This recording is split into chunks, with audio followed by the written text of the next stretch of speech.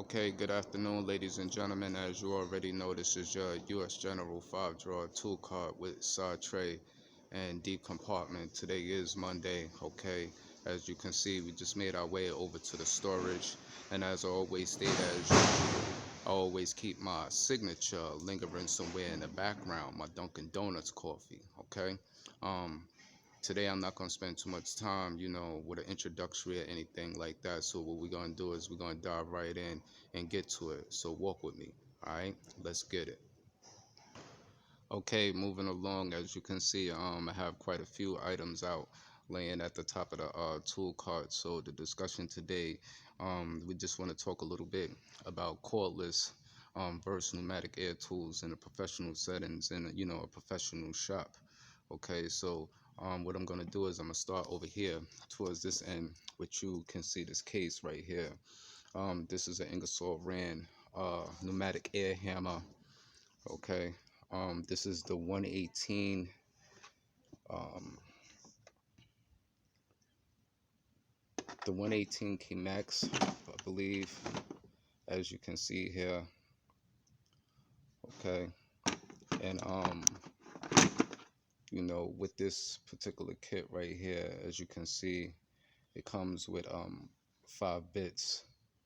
Okay, and it's adjustable chuck there. All right. As we all know, at the prior moment, they do not distribute or manufacture air hammer in a cordless design at the moment. So air hammers, mainly more enough, is still being supplied by air in our pneumatic line. Okay. Um, as you can see over here, this is the titanium 1/2 inch right here. This is also an Ingersoll-Rand with protective boot. And right here you have is the 15 Q Max. This is a 3/8 drive. Okay. It actually has a 1/2 inch reducer on it at the prior moment.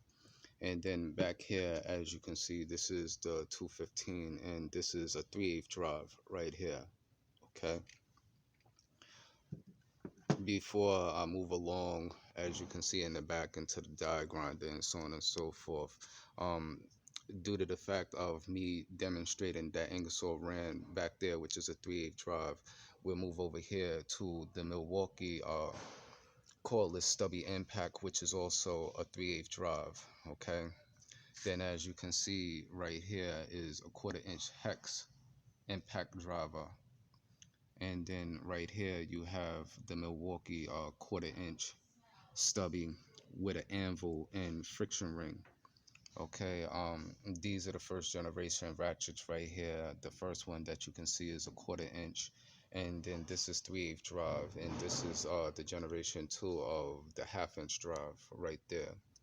Okay, to talk a little bit, about cordless versus pneumatic.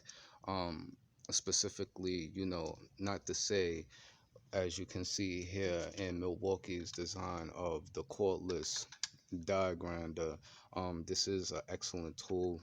Okay, but in my opinion, first choice, where I work at, is accessible to me. So a lot of times when a particular tool like this with its beefy handle, okay, it is a right angle design. A lot of times it's hard to get in enclosed areas. With this, you can access a lot of different areas, but this is not my first choice. Okay, this becomes a second choice if air is not accessible, and depending upon the application and depending upon the work, I still prefer a air pneumatic, either right angle or straight angle die grinder in a professional setting. Okay, but that's not to say that it takes anything away from this tool or say that it's a bad design or poor quality or anything like that. It is an excellent tool, but it's just the point of the matter that air is my first option before I tend to use cordless, even though, as you can see, I do have a lot of different cordless tools, but just as well as pneumatic. Okay. Okay, just to give a side-by-side comparison between the Ingersoll Rand 215 and the Milwaukee 3/8 stubby, you can basically see the length difference in the heads and testically compared with each anvil. Okay, so more than likely with the stubby you will be able to get in enclosed areas with less problem. But if you notice that the head is a whole lot much more wider than the ingersollrand, to give you more of a comparison, as you can see. Okay, this 215 is quite strong. Okay, just as well as the 3/8 stubby, puts out a lot of force, a lot of impacts. It removes a lot. A lot of technicians, this became one of the top tools that Milwaukee has basically been putting out on the market. This is everybody's favorite and everybody's choice right here. But in a day's time, in all actuality, as I move over here to this particular driver here, out of all the cordless that I have, this is one of my most used cordless out of the selection of them all. Okay, the difference between the 1/4 inch hex stubby with the friction ring and anvil, yes, you will be able to get into more enclosed areas with a socket on with this particular gun right here. But I actually choose and prefer to use that one because it's a whole lot much more versatile with interchangeable adapters and sockets and drilling bits and so on and so forth. So it becomes more handy now when it comes to the ratchets. Okay, testically compared to trying to get in a certain area with the length of the heads. Okay, now this is when you start moving into this area of the ratchets, to perform certain particular work in certain particular applications. Okay, with the 1/2 inch drive, it does put out a lot of force, but you're not going to be using something like this to basically try to remove lug nuts. Okay, even though it is a 1/2 inch drive with a 1/2 inch drive anvil. Okay, but basically it's not designed to perform in certain applications as if you were using just say for instance this titanium over here, okay, which is a 1/2 inch drive. Okay, so okay, with using pneumatic air tools, at depending upon how much you use them, it is really required to service your pneumatic air tools, either before you use them and after use. A lot of people don't. A lot of people just they use them and they use them into the ground until technically they need to be serviced, or they basically get damaged from wearing the mechanical components inside a lot of the tools. But I do suggest you keep your guns oil, and you get particular grease gun kits like this, to keep your pneumatic air guns and pneumatic air tools, always greased and oiled up properly so that you get the best efficiency out of your air tools. A lot of times, if you notice, the fittings that you have towards the end where the air hose connects, if you don't have the proper air fittings on, you can restrict the air from coming in and running through the tool. So therefore a lot of times you're not getting the full power coming out of the tools. It seems like it's straining less, to remove something. Like you could basically tear feel the difference and hear the difference in this 3/8 here. Okay, behind these grillings there are like filters. Okay, I believe in this 3/8 there is no filter, so when the air is running through the gun you definitely do feel the difference, and technically you hear the difference because it doesn't sound muffled. I do have a particular demonstrated video that I have done in the past with these guns connected in a live shop in professional settings, demonstrating that and demonstrating technically how loud the 3/8 was over this 3/8 stubby that's in the back and the 1/2 inch. That 3/8 stubby back there runs kind of smooth and kind of quiet, but it hits hard. Okay, just as well is this half inch, but the 3/8, the 215 that you see right here actually is the loudest amongst the three. Okay. So yeah, just in my opinion, when it comes to the right angle and straight angle die grinders, and not just the die grinders, but the cutoff tool also. I do have the cutoff tool. I just don't have it out on display with the rest of the tools at the moment. But when it comes to those particular tools, I don't take anything away from them. They do serve their purpose. When the time presents itself, especially when there's not air accessible. But if you do have air accessible to you, whether it's at home or whether you work in a professional settings in a professional shop, the air is the first runner up. A lot of times, especially when I'm using this half-inch drive right here, mainly more I'm capable of removing a lot. But if any time that I do actually see this Ingersoll struggling a little bit on any type application, the next following step up, I go to my Milwaukee hard torque. And when I use the beast and pull a beast out, I never have any issues with that.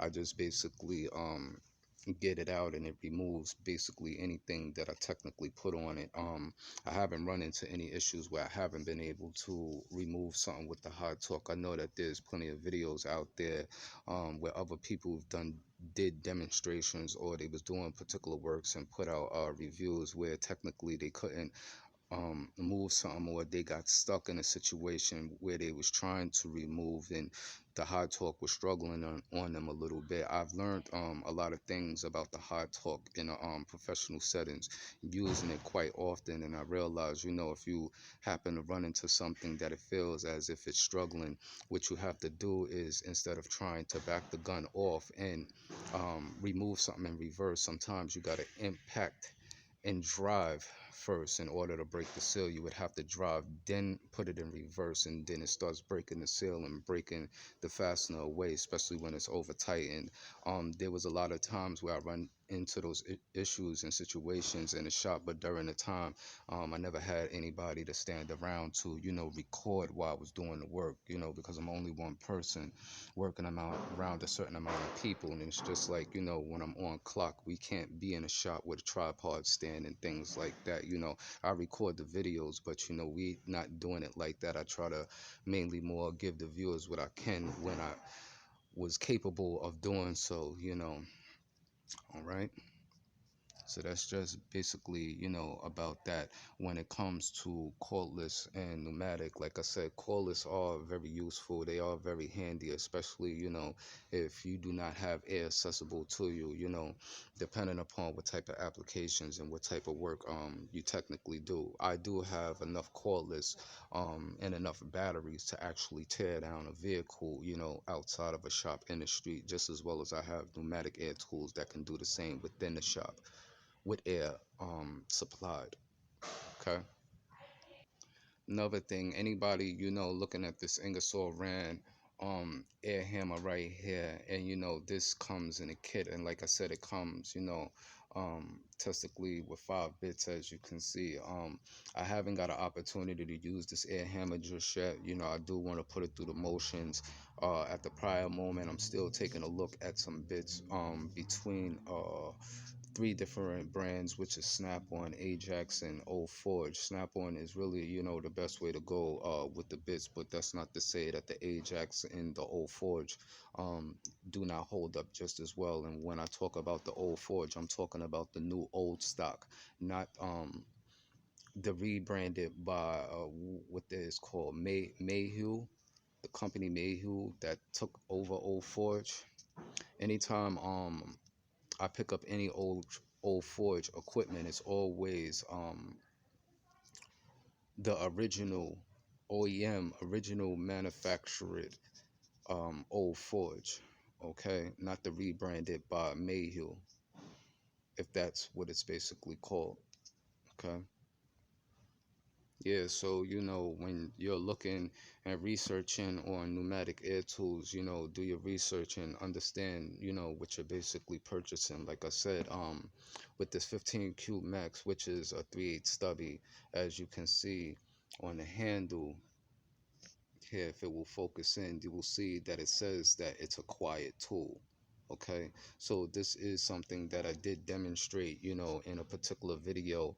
If you didn't see that video that I did on this particular tool, which I actually did quite a few other videos that I will leave in the description of this video, testically compared, showing this gun and this gun struggling in a certain application. And one of the applications that I was using it on in the beginning, just to test the quality of the tool, I was using it in a 1/2 inch application, knowing that it's a 3/8 drive.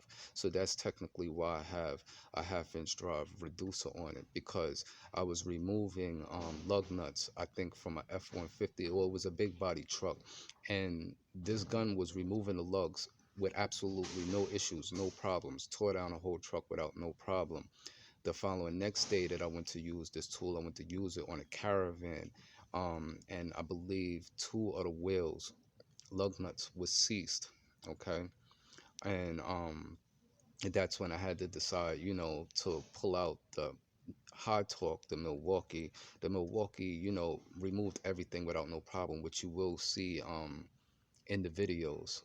But like I said, this 3/8 drive is not designed for 1/2 inch drive applications. This was something that I was doing personally, knowing, but I just wanted to test the tool and test basically its capabilities. Not so much of putting it through a stress test, but just checking to see what it can do and what it was not capable of doing in a professional setting. So like I said, if you didn't see those videos, I will leave those videos. I think there's like 2 to 3 of them. I will leave them in the links in description of this video, if you never came across those. And I will leave the other video where you'll see I'm in a professional shop in the settings, and I have all 3 of the guns connected, and you can hear technically how loud they are, how they hit, and so on and so forth. I did the demonstration without actually having no sockets on, or applying it to an application, literally to a vehicle. But in 2 of the other videos, I believe you will see me actually using these tools, in applications on vehicles. Okay, just as well as this 3/8 stubby, I did another demonstration amongst I think it was this 3/8 drive and this 3/8 Milwaukee stubby. I also had 2 1/4 inches in the demonstration, but the 1/4 inches that I was using in the demonstrations were not capable of breaking a fastener loose that I had strapped down in a vise, that I had used a torque wrench and torqued it down to a certain foot per pounds per pressure.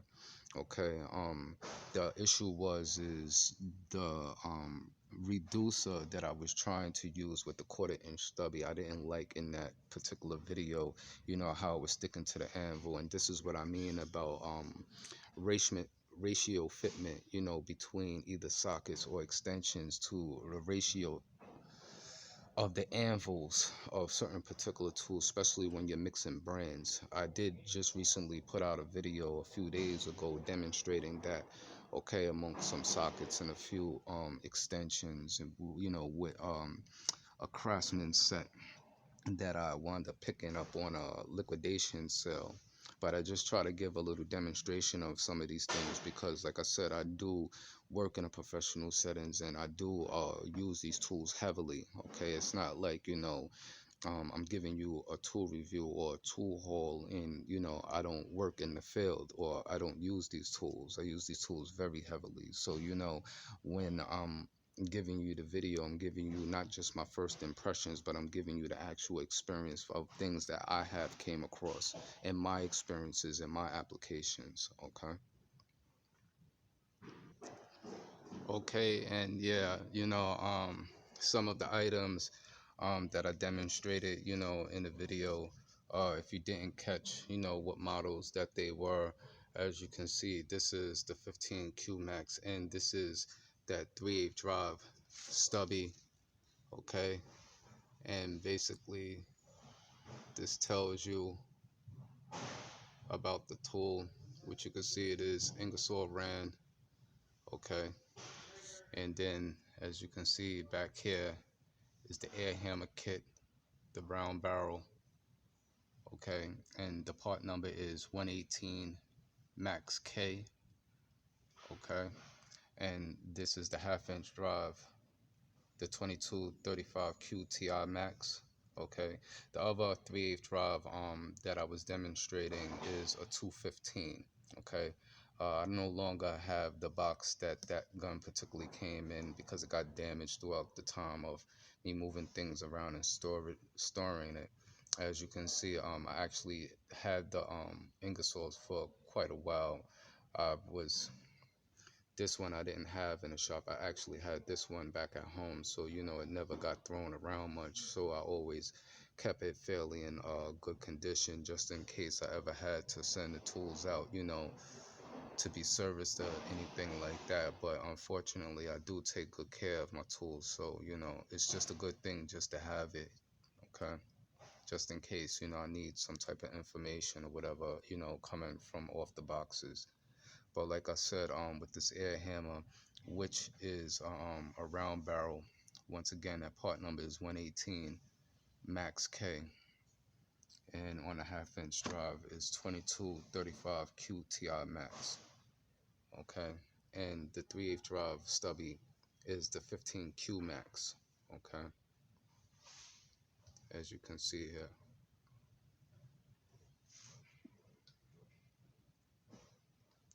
Just as well as as I keep the high torque with friction ring, the 2767, the Beast, and I also demonstrated the 2554, which is the 3/8.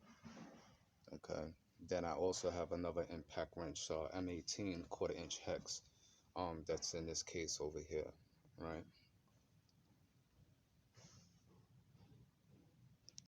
One last thing I did want to mention, like I always say, you take care of your tools and your tools will take care of you. You know what I'm saying? So when you have this air pneumatic impact equipment, whether it's guns, hammers, die grinders, right angle grinders, and so on and so forth, always keep, your investments taken care of, greased and oiled up, before use and after use. Okay.